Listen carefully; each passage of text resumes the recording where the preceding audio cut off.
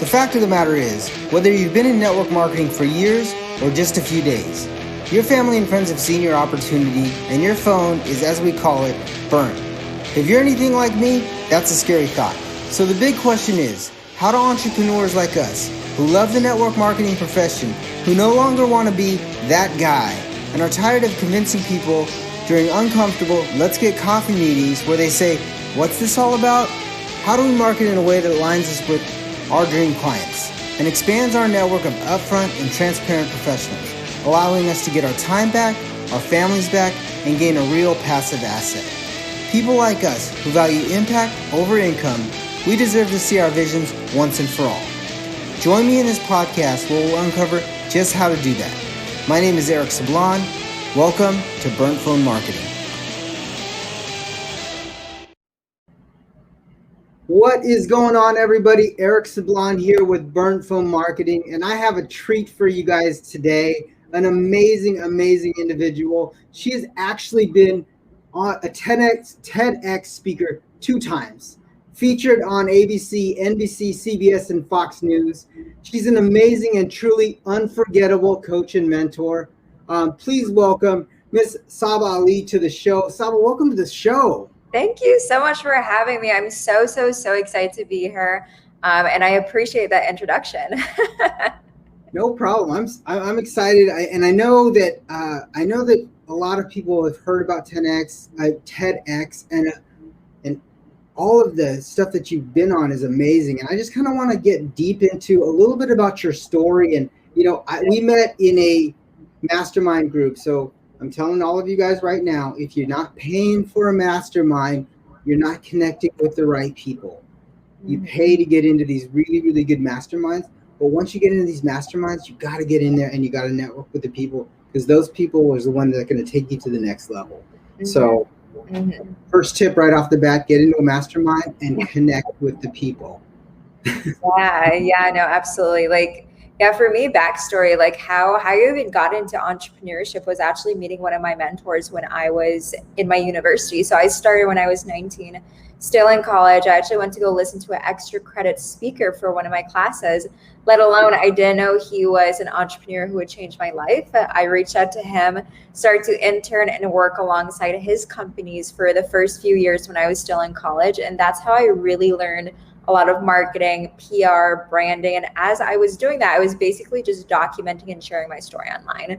I was producing content on Facebook, on Instagram. And back then I didn't really know I was building a brand, but now looking back, I was building a brand without really even knowing it. So, I did that for a few years. People start to follow me and I was like, okay, what can I do to really amplify my brand?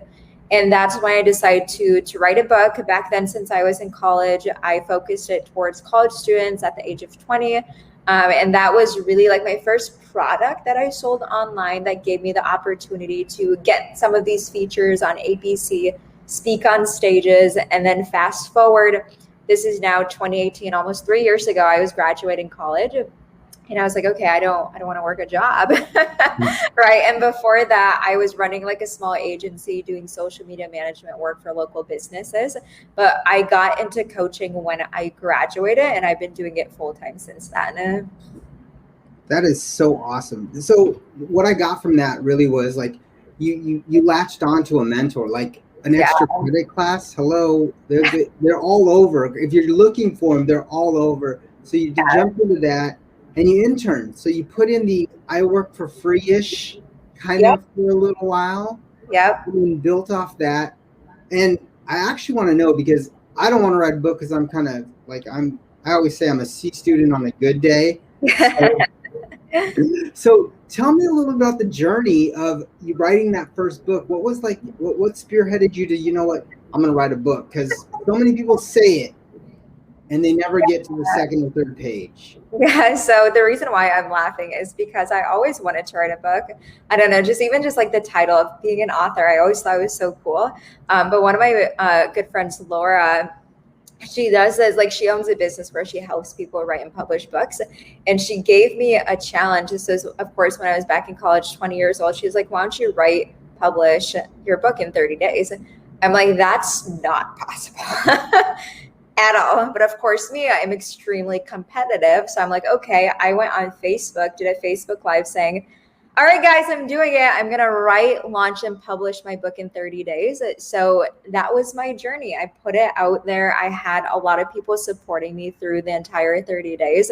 I wrote it probably in like 3 weeks, sent it out to editor. They edited, published it on Amazon, and I hit bestseller the first day that I published it.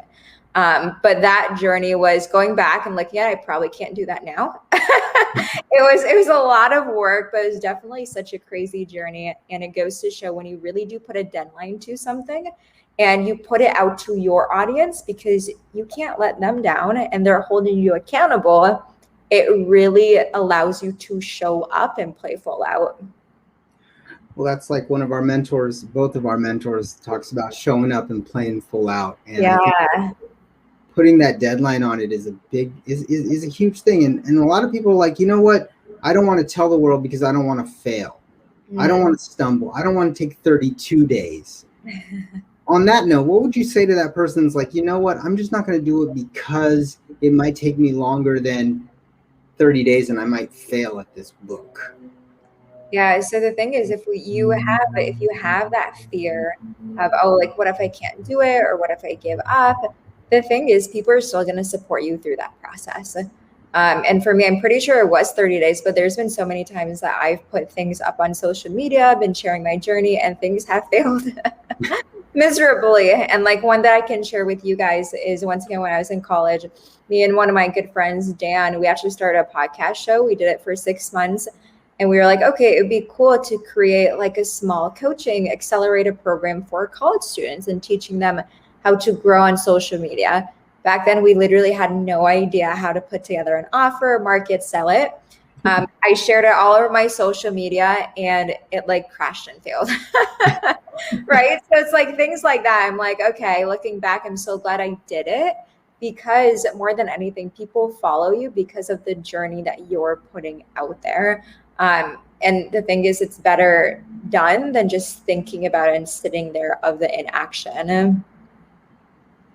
Yeah, 100%. And one of the things that my mentor always told me is like, dream, struggle, victory. Like, people want to see everybody's got the dream and then this struggle, but it's really that like 10% at the end of struggle and that 10% of victory that everybody wants to understand, see, and basically follow and latch onto. Yeah. No, absolutely. So that's a big thing. I'm looking at my notes real quick. So, so you have an amazing journey as an entrepreneur and as a coach and all of that, the journey that you've been on. And it, like, tell me a little bit about like the last like 2.5 years, because I've seen, we met in a mastermind and I've seen like substantial growth with you over the last honestly, over the last 8 months, it's been like, holy cow, this girl came out of nowhere and it's just going crazy and creating this unforgettable brand. So tell me a little bit about that journey that has been. Yeah, looking back, it's been crazy. Of course, us as entrepreneurs, we feel like we haven't done that much, or we feel like we should be a lot further ahead just because we're so like in the action every single day. Every so often, like I'll sit there and I'll look back and be like, oh my gosh, I've came so far. For me, I think like the biggest thing that's really allowed me to accelerate quicker within even just like the last 6 months is really, really, really focusing on my own personal development and really focusing on the vision of how I want to build a business around my lifestyle. Before, like, once again, like I graduated 3 years ago. So for the first year when I was trying to really build and scale my coaching business, I didn't know how to run a real business. It was kind of putting content out there, getting some clients. My delivery was off. I had no systems, no real sales process. Of course, it was just me there. I had no team. But what I realized was, it's really, really, really simple to make money online. What's difficult is actually growing and scaling a sustainable business model. So when I hit that point of, okay, like I can make money online, that's fine. I can live off of this business. it Mhm. came to the next phase of like, okay, how can I actually scale this thing and actually be a real business owner? So of course, for me, just like what you said when we jumped on, I am big into investing into coaches and mentors and masterminds and programs, just because I know it's so much like I can get to my goals and my destination a lot faster by learning from someone who's already done it, right? If I'm wasting days, weeks, months, even years trying to figure it out on my own, like, what's the point? We're just wasting time over here. But yeah, like once again, like I think when I really tapped more into my vision of how I see my business growing and scaling within the next few years, that energy felt so much more aligned for me to just show up even more powerfully. I can tell that you have a very, very good coach, because the way that you're saying that, the vision, the showing up, the energy, all of that stuff is like, I know I've heard that before, and I follow that same exact thing, and how he does it. But what I like, what you just said was, you know, the biggest problem with a lot of people is they're like, I can't figure out how to make money online. And what I love what you said was, once you start to do it, once you start to make money online, then it's like, how do I scale this and make it a business? How do I like, what do I got to do to make it a business? And then another nugget, if you guys are taking notes, another big nugget that she said was, you know, it's about scaling the business. It's about creating a business. And then if there's arrow, you don't have to have the arrows in the back. You don't have to take those arrows. Just go and find people that have already paved the path and follow their lead and get mentored by them, because it makes a huge difference, and it makes everything go a lot faster when you're not running through those silly things that they went through. They were like, don't do that. And Yeah. you're like, okay, I won't do that. Yeah, no, absolutely. It's like, because me looking back, like, I wouldn't be where I'm at right now without those coaches and mentors. And more than anything, like you also get to a point in your business where you already know all the strategy. Like there really isn't that much more to learn, especially when it comes to like marketing and sales. But the reason why I continue to invest into those coaches, once again, it goes back to proximity and really understanding like the energy that you're in. For me, something like I'm always really transparent about my business and where I'm at. Something for me that I realized within the past year is I would get into emotional cycles every 2.5 months within my business. So it'd be like, oh my gosh, doing really well. And then like something would be off and I would like plummet. And my boyfriend actually picked this up. He was like, I see this pattern that's going on. What's happening? And for me, what I realized was I was hitting upper limits. If you guys are familiar with that, it's from the book, The Big Leap, or The Leap or something. Upper limit problems, which is basically you yourself holding yourself back from reaching that next success, right? So it's either like, for some people, it's like they get sick. For some people, they just like self-sabotage. For some people, they feel like they're outshining others, so they can't get to that next level. So for me, I figured out what those like upper limits were. So before I were to like hit that downfall again, it's me getting out of that cycle. So that doesn't happen anymore. So for me, understanding my patterns and breaking that cycle, I think also has allowed me to, accelerate within even just the last few months in my business. Wow. Like that is mind blowing, because you saw it, you felt it, you were there. That's your journey. I mean, that's like a master class in its own right there. Just like self-sabotage, upper limits, get sick, blah, blah, blah. If you get to this point, you're going to hit this you're going to hit this, and this is going to happen. And God, we'll have to write that one down. Mm-hmm. So yeah, if you guys are feeling that, understand, like, take a look at the patterns that you are seeing, and if that upper limit is really what's stopping you, take a look at it. Because I know we hit that upper limit too. Mm-hmm. And now that you're saying it, it's like, boom, all right, I get it now. So thank you. Huge nugget. I'm learning. You're always learning. So I know you wanted to talk about a couple things on our how to build an unforgettable brand that sells online is one of the things that the questions that came up. So, like, I know you brand Unforgettable, which is amazing. So Yeah. give us like two nuggets that the audience can take and use to build an unforgettable brand that sells online. Yeah, so of course I love talking about this. I talk about it 24/7 all day on social media with my clients. And a big thing that people are running into in the online space, whether you're a coach, consultant, service provider, whatever you do online, is the thought of the market is getting extremely saturated. Therefore, there is more competition, more people doing exactly what I'm doing. How am I going to grow, scale, survive?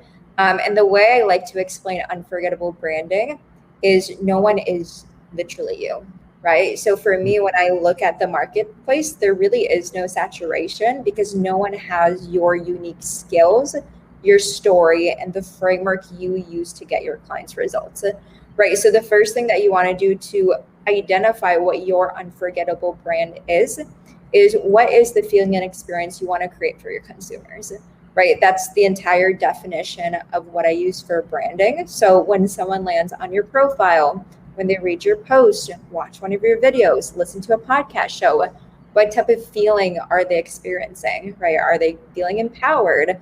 Are they feeling nurtured?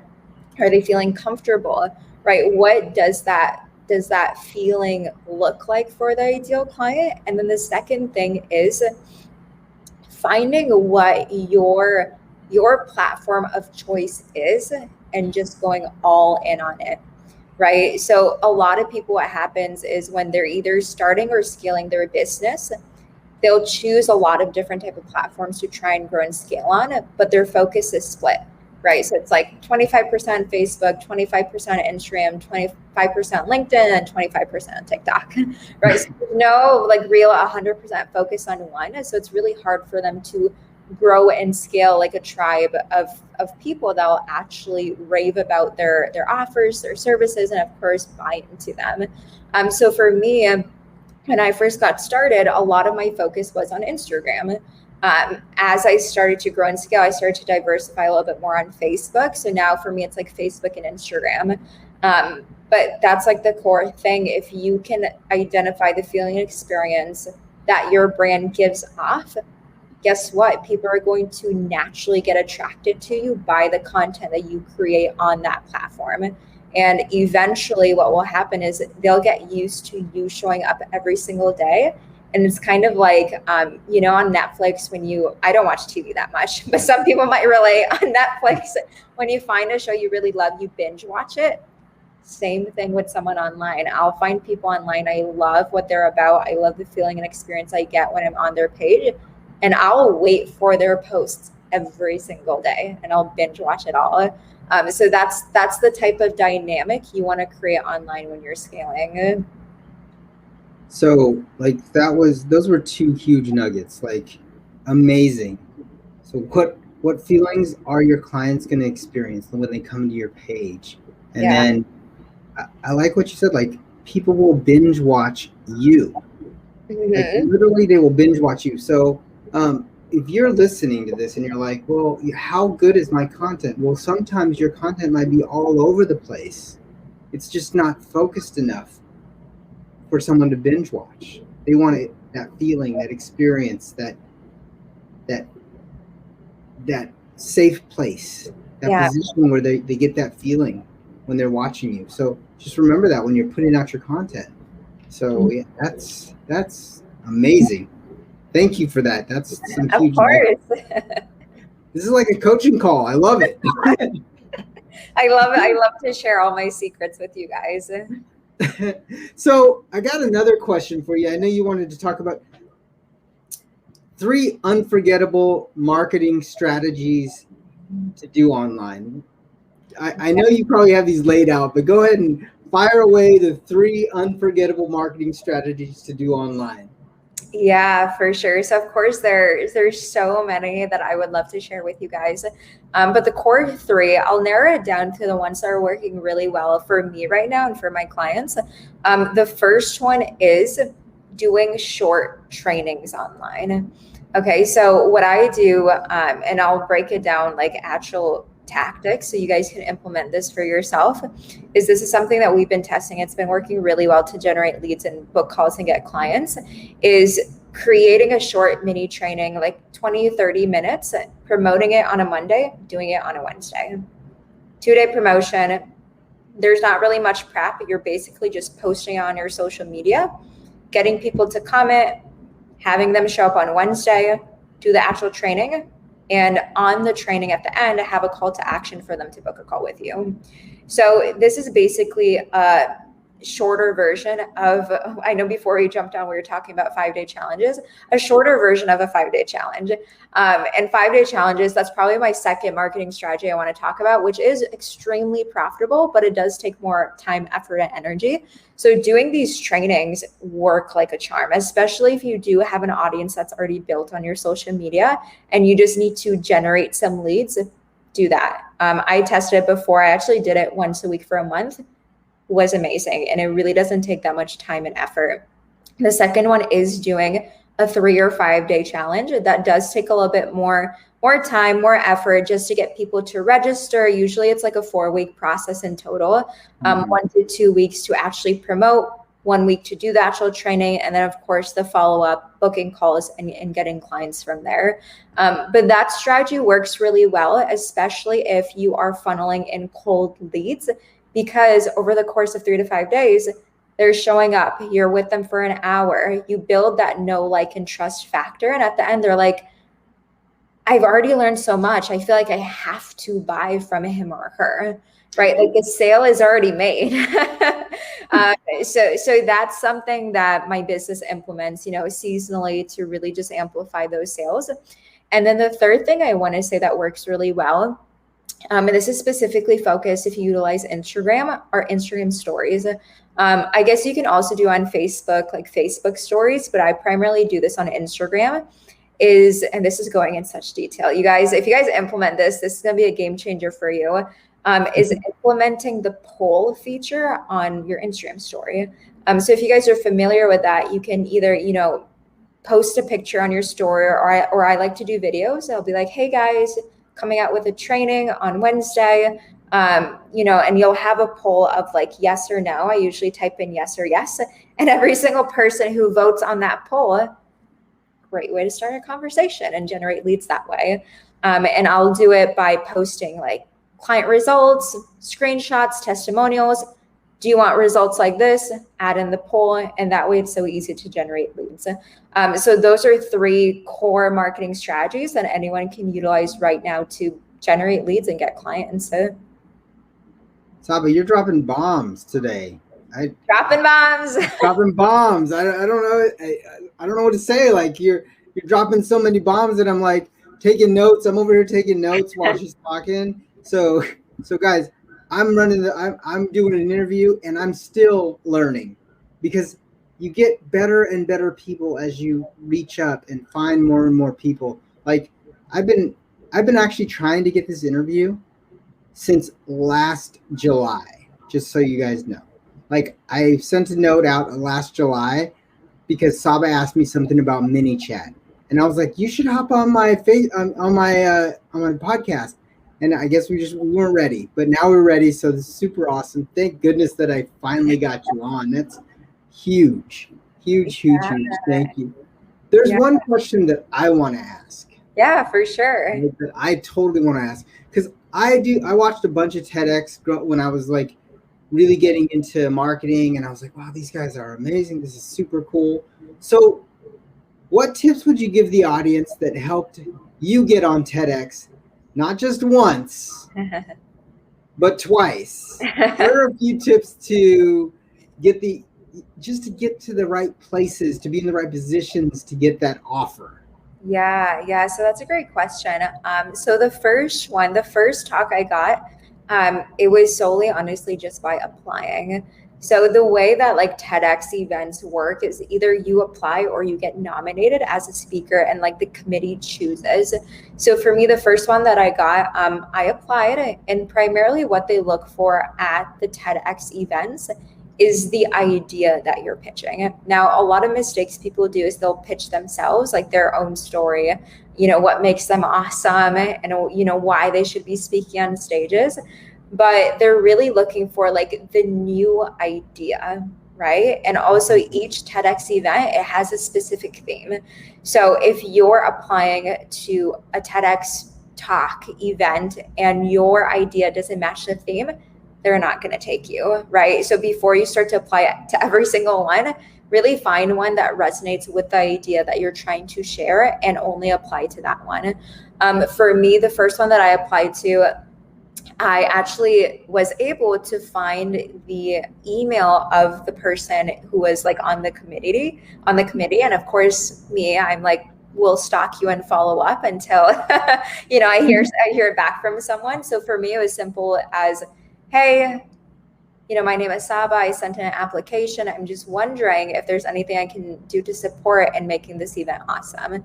Just kind of keeping tabs and looking at their process and their deadline, and not just saying, hey, I want to be a speaker, but how can I continue to support?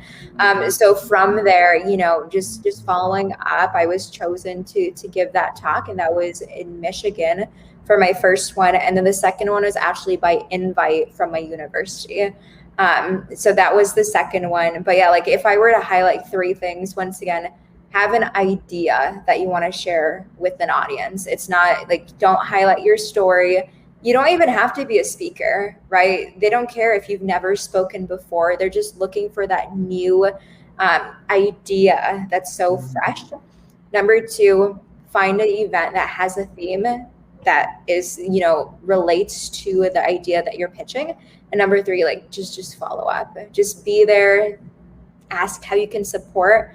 Don't be a stranger. And of course, like the more people that you can connect with that are either TEDx events, coordinators, people that are on like the committee and team, they can also nominate you. And from there, it is an easier process. So get in on the inside, figure out a way to get in, serve, throw value into the void, just serve, and take notes and follow up profusely. Basically. Be an entrepreneur is basically what you're saying. It's like, be an entrepreneur, have a good offer, but the offer is not you. Yeah. The offer is aligned with them. Yeah, exactly. Oh. Okay. Well, we're coming up on time, so I want to thank you. This was a great interview. This was amazing. Like all of the nuggets that you dropped. If you guys didn't catch it, rewind back, figure out how to build an unforgettable online brand that sells online. The 3 nuggets that she gave you for marketing strategies to do online, and the 2 to 3 steps that she could help you with that I took notes on to get on a TEDx talk. So thank you. I'm super excited. Is there anything that you want to, I don't know, give away? Is there anything like that you want to like, so if the audience wants to reach out to you directly, is there anything that you have that we can do for you? Yeah. Well, first of all, thank you so much for having me. I love doing these, and I'm really glad that you got a lot of value, and hopefully the viewers did too. I do have, of course, like you guys can, find me on Instagram, Facebook. On Instagram, I'm always documenting my journey, my life. So if you guys are curious, want to follow along, you can find me there. And I also do have a free 5-day challenge if you guys want to go through it. It's called Land Your Next Client, High Ticket Client in 5 days. That was one that I did back in October of 2020. So depending on when you're listening to this, it could be, a long time ago, but that challenge was awesome. People landed real high ticket clients in real time, completely free. So I don't know if there's somewhere I can drop the link or what I'll do is I'll actually put it in the show notes. Okay. So that works. That link for that 5-day challenge will be in the show notes. And then what I'll do is I'll also create a landing page for you that'll actually drive people back to that 5-day challenge and a link to your Facebook profile. So that link will be www.burnfulmarketing.com/Sabah, SABAH. So that's www.burnfulmarketing.com/Sabah. So we'll take care of that for you, and I'll get that dialed in for you. You'll have a landing page that's all set up when we launch this podcast episode. Awesome. Sounds good. Thank you so much for having me again.